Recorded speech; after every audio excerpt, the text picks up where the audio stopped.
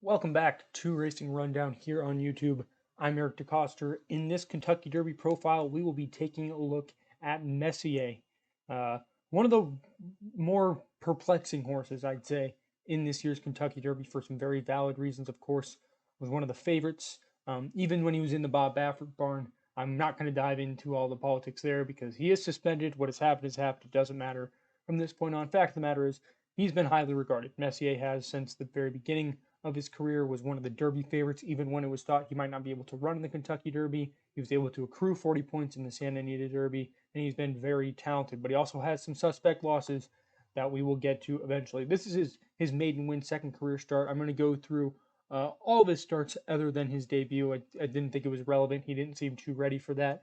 Just doesn't really add much to the whole profile that is Messier. But right here, you saw him just hit a perfect stalking trip, take over at about the 5/16th pole, and now he's drawing off with ease. This is going 6 furlongs, much shorter than he probably wants to go, but he is doing it effortlessly. In my opinion, this was the best maiden breaking effort of any horse in Southern California this past year for this crop, more so than Taba, who will obviously touch on it a bit. But all in all, couldn't help but love what Messier did here. For career start number 2, Messier went down to Del Mar for the Bing Crosby meet, running in the Grade 3 Bob Hope. Heavy favorite on the day. I believe he went off at a 6-5 ultimately, and this is where I thought we might be looking at a future superstar. Obviously, going to the lead there is Forbidden Kingdom, an eventual graded stakes winner. He has two stablemates in Kamui and Winning Map. I mean, they go at it early on. They go very quick in the early stages, and Messier just kind of takes back, relaxes, and is sitting a very good trip right now, striding along effortlessly. He's not pulling Flavien Prat, who was aboard for this race, into it too much. He is clearly taking things in stride, something you love to see. You see Forbidden Kingdom and the horse to his outside Winning Map rattling off some pretty quick fractions, which of course softens them up enough, and Messier makes this big sweeping move on the far turn, taking some bold initiative once he's asked by Flavien Prat. Right about here, you see Pratt really gets after him, and he's motoring up on the outside. And just we'll just watch this stretch run, and you'll really see what I'm saying when it looked like this horse might not be able to lose another race for the rest of his career, because this is just ultra impressive. The half in 43 and 1/5 seconds, that's easily going to put away those tiring speed horses, and Messier just rolls on by. Once again, this race only 7 furlongs, much shorter than he wants to go, being by Empire Maker, a Belmont winner, out of a Smart Strike mare that's just two turns, classic distances through and through, and he handled this group effortlessly, barely even asked by Flavien Prat. Into start number 3 now, he shows up in the Grade 2 Los Alamitos Futurity off of those two dominant wins, as you saw. He's bet down to 1-2 favoritism against a pretty weak field, all things considered. You have a couple horses here from the Doug O'Neill barn. You have a stablemate in Barossa, who it's coming off of some impressive form, and then a big long shot, the one horse here. And into the first turn, you see Messier really putting himself in the race early on, more so than the maiden race. This is kind of what he did, but in the last start, the Bob Hope, he did a good job relaxing. Here, he's pulled himself up into the race. He is pressing a very quick pace. They ripped off a quarter in 22.79 seconds. It's very quick for a two-turn dirt race, especially for these young horses. And right now, I mean, he's basically drawing even with the leader. He is essentially on the lead, challenging this 45-1 long shot. Meanwhile, the eventual winner there is the 5, Slow Down Andy, who would have been in this year's Kentucky Derby had he stayed healthy. And he's traveling. I mean, this would be the equivalent of a stalking trip in a 10-horse field, but this is coming from off the pace when you have a 5-horse field like we're so often used to seeing in Southern California. Quick half, Messier's essentially helped set it. They roll into the far turn, but he's traveling just like he did in his last two races. I mean, Flavien Prat's maybe getting after him a little bit, but it seems comfortable. And then the heat gets turned up. Here comes Slow Down Andy, Barossa to the outside. This 1-2 favorite is all of a sudden looking pretty darn beatable. They come into the stretch. Messier's being asked more so than he was in his last two races. He was barely asked in those two wins, in fact. And then Slow Down Andy pulls ahead. What I like here from Messier is he does kind of battle back. Slow Down Andy drifting, obviously beating himself almost. That's what it looked like was going to happen. But ultimately, Messier takes the lead, and then I think kind of waits on Slow Down Andy again. That pushes him back in front, and he's able to be ridden out to a big upset victory here over Messier. The first kind of signs of chinks in Messier's armor. After taking off for about 2 months from December 11th to February 6th, Messier made his 3-year-old debut here in the Robert B. Lewis blinkers off, probably the biggest thing, switched to John Velasquez in the saddle, and once again does kind of what he did in the last race.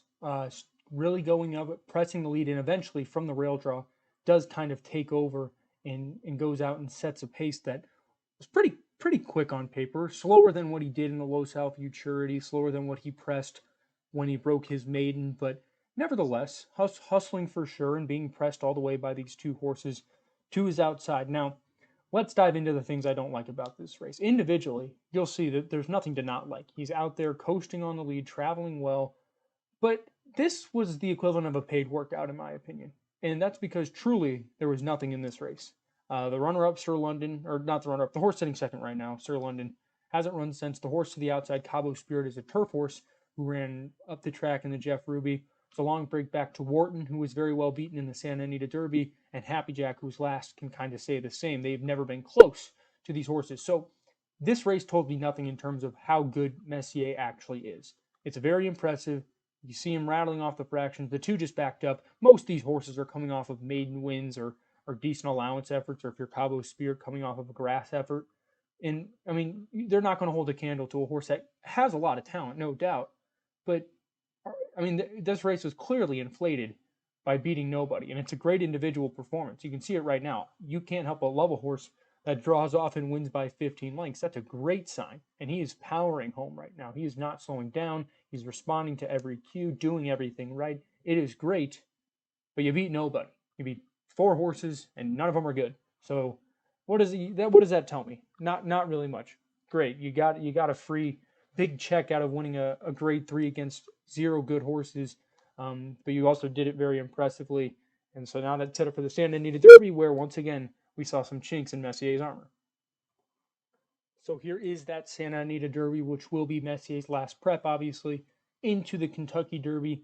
He is breaking from post 4, gets away evenly. Everybody broke in a straight line. And Forbidden Kingdom, who we were familiar with from the Bob Hope, and of course was coming into this race off a dominant wire-to-wire score in the San Felipe, has gone off and set the pace as was expected. Tabus to the outside, his stablemate coming off of a maiden win. Messier is up in between rivals, and he's going to go do what we've seen him do in his last few races, press that pace, or at least be close enough to where he can maybe set it or sit a close second.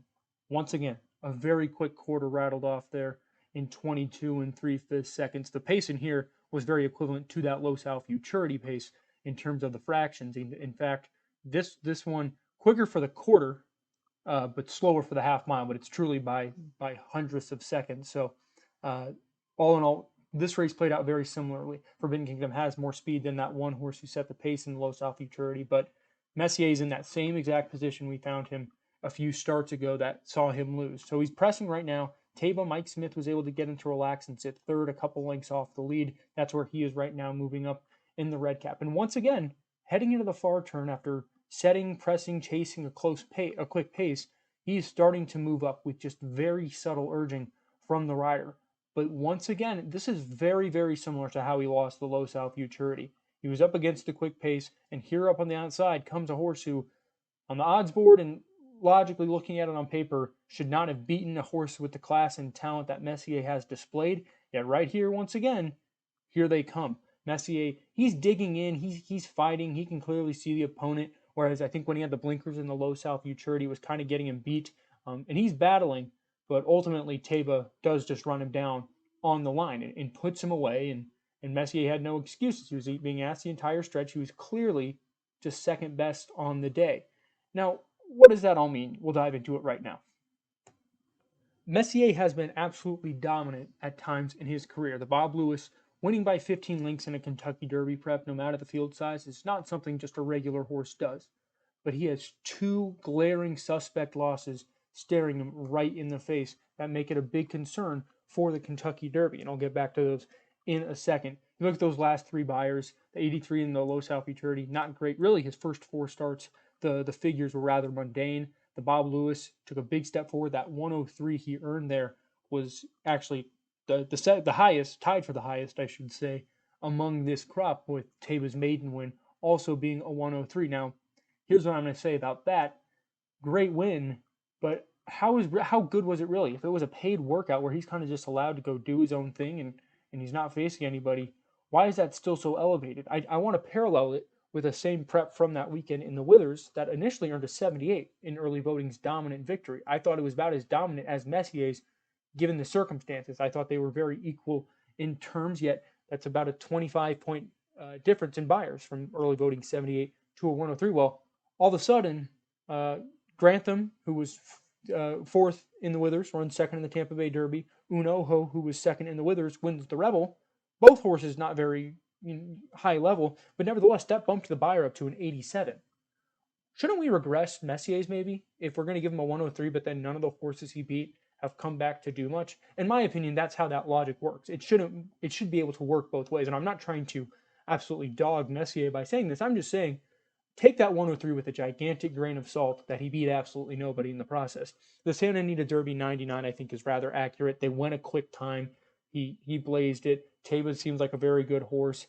Don't know how he'll do in the Derby, but he's a good horse. And he was 10 lengths clear of the third place finisher, Happy Jack, in there. So Messier ran a good race. Maybe, I don't know if you could say better than the Bob Lewis, but at least it proved more to me that how he can run against actual racehorses. And that's kind of where the problem comes in, because Slow Down Andy, of course, won the Sunland Derby. He'll be missing the Kentucky Derby because of an illness that's going to prevent him from running. But nevertheless, his losses since the debut have come to class animals, but they're also just losses.